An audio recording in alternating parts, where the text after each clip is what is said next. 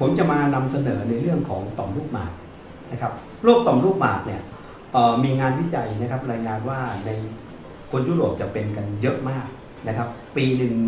มีคนตายจากมะเร็งต่อมลูกหมากเนี่ยมากกว่า 30,000 คนต่อปีนะครับแล้วก็ประชากรที่เป็นเนี่ยก็หลายแสนคนที่เพิ่มขึ้นในแต่ละปี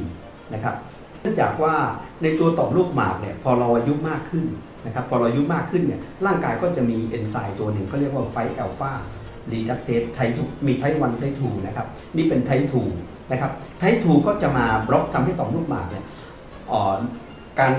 การหมุนเวียนของเลือดเนี่ยไม่สามารถหมุนเวียนได้สะดวกพอหมุนเวียนไม่สะดวกก็ต่อมลูกหมากก็ขยายตัวโตขึ้นเมื่อขยายตัวโตขึ้นเนี่ยจากไอ้แบลดเดอร์หรือกระเพาะปัสสาวะลงมาแล้วก็มันจะมีต่อมลูกหมากมันจะมีสายผ่านไปทางต่อมลูกหมากเมื่อต่อมลูกหมากโตขึ้นมันก็จะบีบทำให้ท่อปัสสาวะเนี่ยมันถูกกดเอาไว้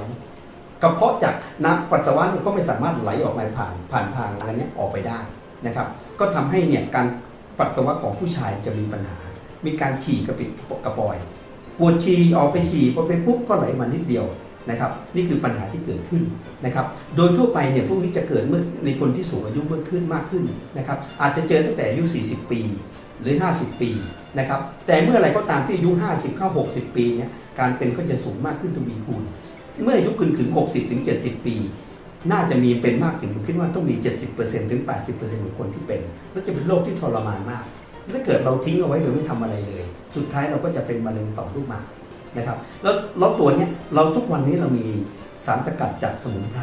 นะครับที่สามารถยับยั้งตัวนี้ได้ผลอย่างชัดเจนมากนะครับสารตัวแรกคือสารกลุ่มไลโคปีนไลโคปีนก็คือสารเป็นขันสารควบคุมพวกแคโรทีนอยด์หรือแคโรทีนนะครับซึ่งมีสกัดมาได้จากพืชหลายๆชนิดไม่ว่าจะเป็นในเรื่องของมะเขือเทศนะครับหรือว่าในฟักข้าวหรือว่าในแม้แต่แตงโมนะครับเราก็มีไลโคปีนในสารของเราเนี่ยเรามีการสกัดสารไลโคปีนมาร่วมกับแร่ธาตุบางตัวเช่นซิงค์วิตามินดีนะครับช่วยทำให้การไอต่อมลูกหมากที่มันมีปัญหาเนี่ยไอตัวเอนไซม์ต่างๆเนี่ยมันเล็กลงมันไม่มาอินเตอร์เฟียร์หรือไม่มามีผลต่อไอตัวต่อมลูกหมากก็จึงทำให้ต่อมลูกหมากของเราเนี่ยมันเล็กลงมาปกติพอเล็กมาปกติการขับถ่ายของเราการปัสสาวะเราเนี่ยก็จะมากขึ้นนะครับโดยทั่วไปถ้าเกิดเราไปหาหมอ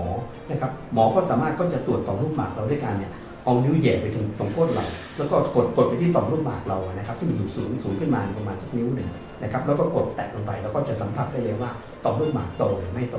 นะครับแล้วตรงเนี้ยถ้าเกิดเราได้กินทานอาหารเสริมโทเมซินของเราเข้าไปภายเพียง3 วันเท่านั้นนะครับต่อมลูกหมากของเราที่เริ่มฉีกขัดเนี่ยเราก็จะสีสะดวกยิ่งขึ้นนะครับด้วยสารสกัดสมุนไพรเราหลายๆตัวที่ผสมประสานกันไม่ว่าจะเป็นสารสกัดจากมะเขือเทศนะครับสารสกัดจากชาเขียวนะครับแล้วก็อีกหลายๆตัวที่เราผสมผสานกันจนกลายเป็นโทเมซินแล้วตัวนี้ก็เป็นการันตีโปรดักต์อีก1โปรดักต์ครับ